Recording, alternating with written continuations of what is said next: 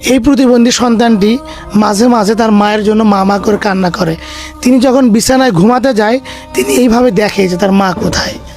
আসলে সে এখনও জানে না তার মা অসুস্থ। এই যে দেখুন তার মায়ের বিছানা ধরে সে টানতেছে।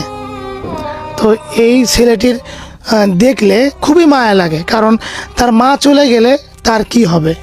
আপনারা অনেকেই এই অসহায় বৃদ্ধ মা ছেলেকে খুবই ভালোবাসেন, আর আপনারা জানতে চেয়েছেন এই অসহায় বৃদ্ধ মায়ের বর্তমান অবস্থা। আপনারা অনেকেই জানেন তিনি খুবই অসুস্থ, মুমূর্ষু অবস্থায়।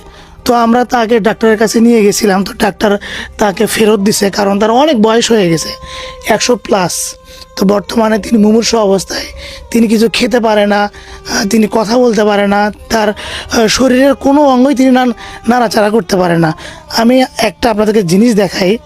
এই যে দেখুন তার শরীরে এই যে ফোসকা পড়ছে, প্রায় পুরো শরীরে এরকম ফোসকা পড়ছে। তো এগুলো কেন পড়ে আসলে আমরা জানি না। আর এই যে তার যে প্রতিবন্ধী ছেলেটি আছে তিনি মাঝে মাঝে মা মা করে ডাকে।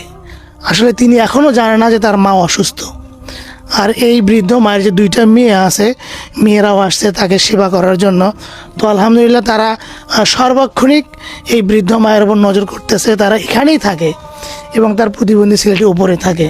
তাই আপনারা একটু দোয়া করবেন এই অসহায় মা যেন দ্রুত সুস্থ হয়ে যায়। আর আল্লাহ যদি তার হায়াত না রাখে তাহলে যেন উপরে উঠায় নিয়ে যায়, কারণ তার খুবই কষ্ট হচ্ছে।